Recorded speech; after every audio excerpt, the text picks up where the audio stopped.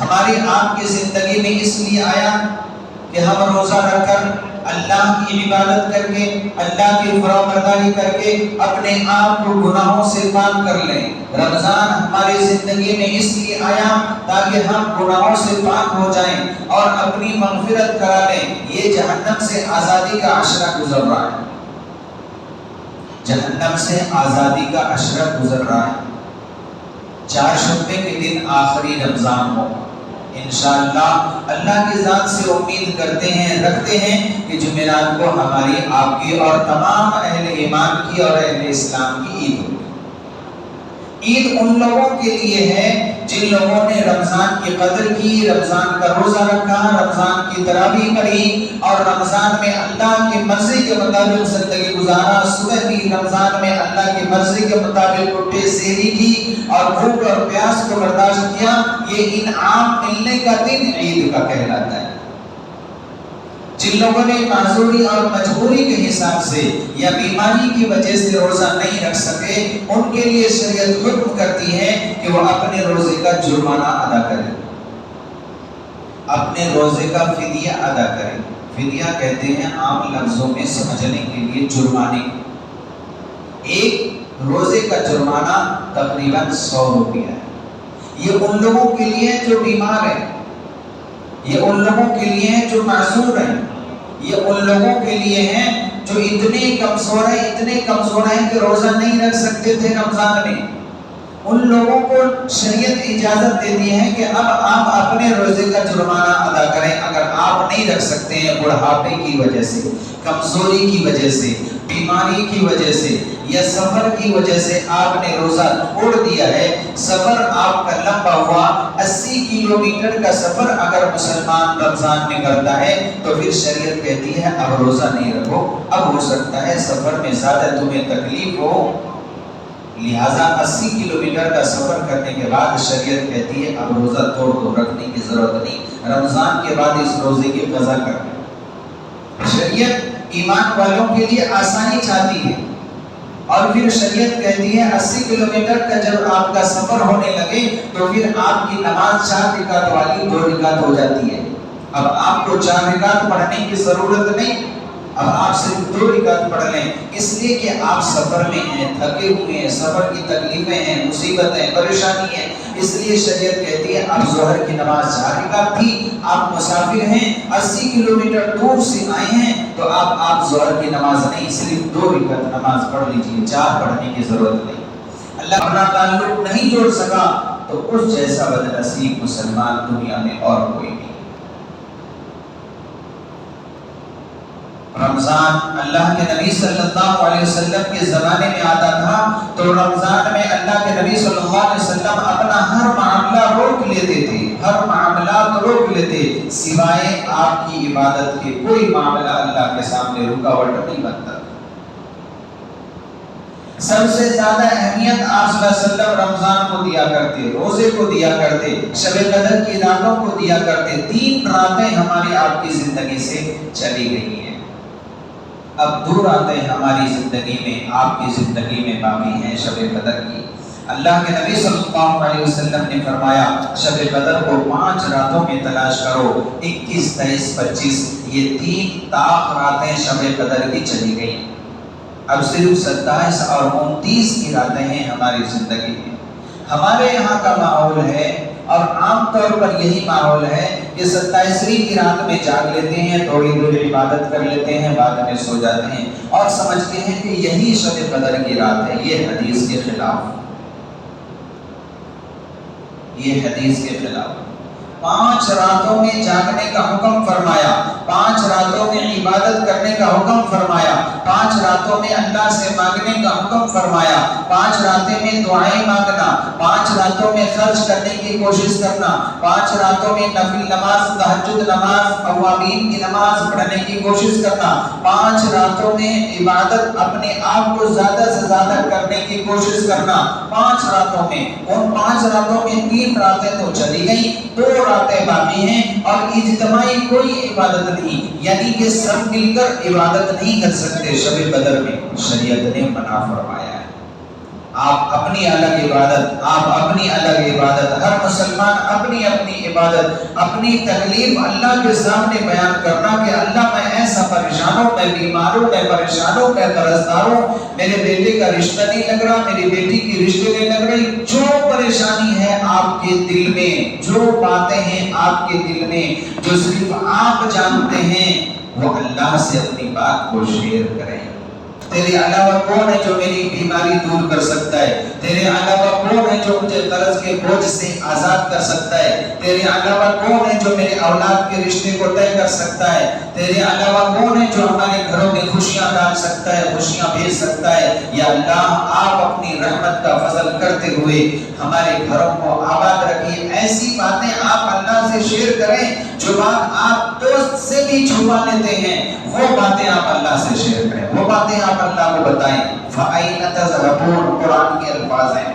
اللہ کہتا ہے بندوں کے کاندھے پکڑ کر، یہ کاندھے پکڑ کر اللہ کہتا ہے میرے بندے کیا کر رہے ہو، کدھر جا رہے ہو، کیسے زندگی گزار رہے ہو؟ اللہ کو بھول کر، اللہ کی نعمتوں سے فائدہ اٹھا کر اللہ کو بھول کر زندگی گزار رہے ہو، ایسا مت کرو۔ فَأَيْنَ تَذْهَبُونَ اللہ کے فرشتے ہمارے کاندھے پکڑ کر کے کہتے ہیں میرے اللہ کے بندوں کیا کر رہے ہو؟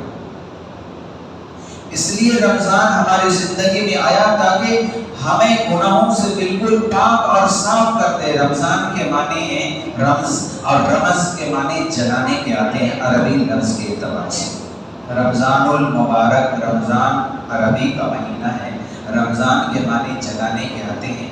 جب انسان گناہ کر کر کے 11 مہینے سے رمضان میں داخل ہوتا ہے، پھر نیکیاں کرتا ہے، نمازوں کی پابندیاں کرتا ہے، دعائیں کرتا ہے، روتا ہے، نفل نمازیں پڑھتا ہے، صدقہ خیرات کرتا ہے، زکوٰۃ دیتا ہے اور عطیات کرتا ہے، اپنے پیسوں میں سے غریبوں کی مدد کرتا ہے، اتنی نیکیاں کرتا ہے جتنے کے 11 مہینے میں نہیں کیا تھا، تو اللہ نیکیوں کے بدلے اس کے گناہوں کو جلا کر بالکل صاف اور پاک کر دیتے ہیں۔ جب عید کا چاند نظر آتا ہے تو پھر اللہ کے فرشتے رمضان میں جتنے لوگوں نے مزدوری کی، نمازوں کی پابندی کی، دعائیں کی، نفل نمازیں پڑھی، اوابین پڑھی، چاشت پڑھی اور تہجد کی نمازیں پڑھی، صلاۃ التسبیح پڑھی اور تراویح کی نماز پڑھی، قرآن سنا، قرآن پڑھا، ذکر کی، دعائیں کی، اللہ سے خوب مانگا، ساروں کی مزدوری عید کے دن مل جاتی ہے۔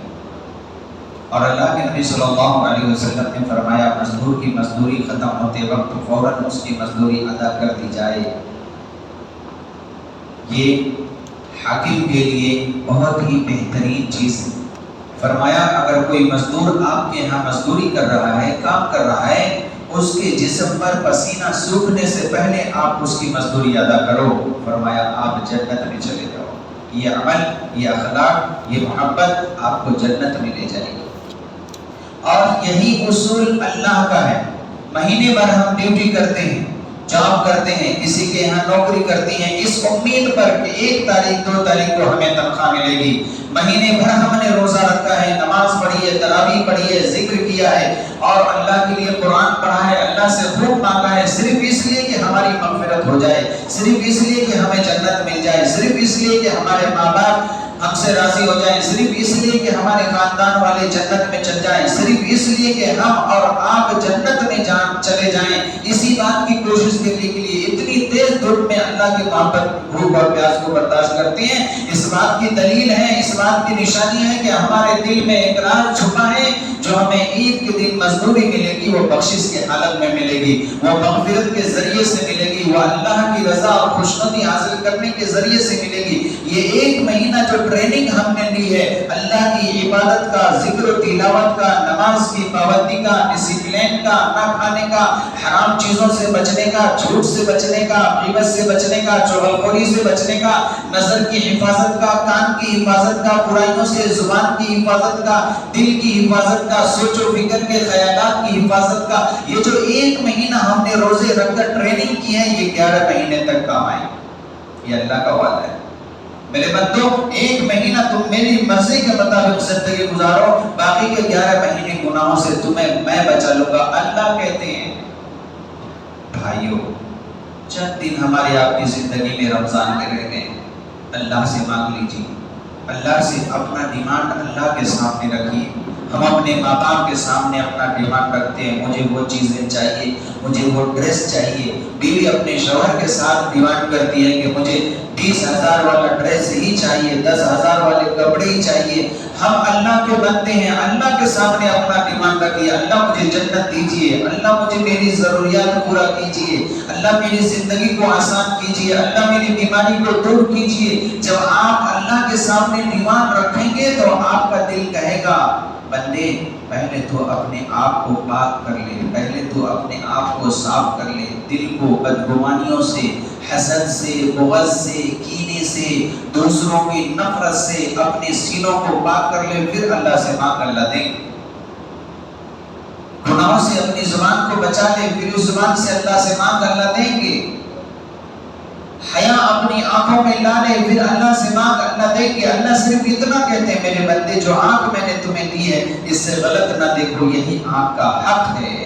کان سے غلط نہ سنو، غیبت نہ سنو، چغلخوری نہ سنو، کسی کی بہتان کی باتیں نہ سنو، غلط باتیں نہ سنو، یہ کان کا حق ہے۔ اللہ نے اتنا ہی کہا ہے، بس زبان کا حق ہے، برا نہ بولو، کسی کا دل نہ دکھاؤ، کسی کو تکلیف دینے والی باتیں نہ کہو، کسی کا انسلٹ نہ کرو، کسی کی بے عزتی نہ کرو، یہ زبان کا حق ہے۔ زبان کو اپنے قابو میں رکھو، اپنی حد میں رکھو۔ زبان سے اگر تھوڑی سی غلطی ہو جائے، اگر دانت کے بیچ میں آ جائے زبان، تو پورا جسم درد محسوس کرتا ہے۔ تھوڑی سی اگر غلطی میں، غفلت میں اگر زبان کٹ جائے دانت کے بیچ میں آ کر، تو پورا جسم تکلیف محسوس کرتا ہے، زبان خون ہو جاتا ہے۔ جیسے چاروں طرف کانٹوں کا جال بچھا ہے دانت کی شکل میں زبان کے، اور زبان اپنے آپ کو چاروں طرف دانتوں میں حفاظت سے رکھے ہوا ہے، وہ ادھر ادھر نہیں بھٹکتا، ادھر ادھر نہیں زیادہ پھیلتا کہ کہیں دانتوں کے بیچ میں آ کر وہ کچلا نہ جائے۔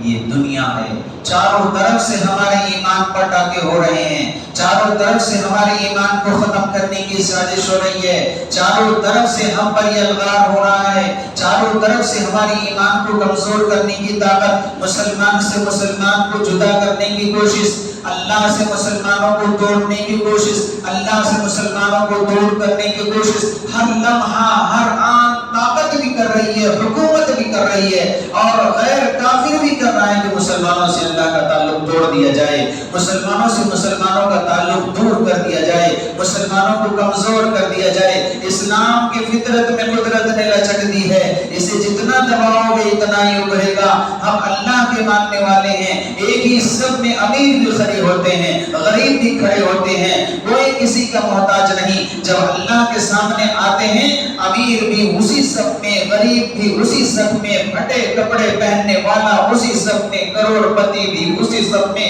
ایک ہی صف میں کھڑے ہو گئے محمود و ایاز۔ نہ کوئی بندہ رہا نہ کوئی بندہ نواز، اللہ کے گھر میں آ کر سب ایک ہو جاتے ہیں، اللہ کے لیے سب ایک ہیں، امیر غریب کوئی نہیں، اللہ کے بندے سب ایک۔ ایسی نظر اللہ ہم کو دے، آپ کو دے، ہر مسلمان کو دے کہ ہم ایک نظر سے دو بھائیوں میں فرق نہ کر سکیں، دو بیٹوں میں فرق نہ کر سکیں۔ اس ماں باپ سے پوچھ ہوگی جس نے دو بیٹوں میں فرق کیا، ایک کو اچھا دیکھا ایک کو کم دیکھا، دو بیٹیوں میں فرق کیا، ایک کو اچھا پہنایا دوسرے کو برا پہنایا، کمزور پہنایا، کم کوالٹی کا کپڑا پہنایا۔ اللہ کے یہاں پکڑ ہوگی، اس باپ کو پکڑ ہوگی، اس بھائی کو پکڑ ہوگی جس نے اپنے بھائی کو ایک نظر سے دیکھا، دوسرے کو ایک نظر سے دیکھا۔ اس مسلمان کی پکڑ ہوگی جس نے ایک مسلمان کو ایک نظر سے دیکھا، دوسرے مسلمان کو ایک نظر سے دیکھا۔ اللہ کے نبی کا فرمان ہے، وہ اللہ کا بندہ مسلمان ہے، کتنا ہی برا کتنا ہی برا کتنا ہی برا ہونے دو، تم صرف مسلمان کی نسبت پر اس سے ملاقات کرو، کلمے کی نسبت پر اس سے ملاقات کرو، کلمے کی نسبت پر اس سے ملو۔ برائی کو نہ دیکھو، اس کے مسلمان ہونے کو دیکھو، اس کے کلمہ پڑھنے کو دیکھو۔ اللہ کے دربار میں سب برابر۔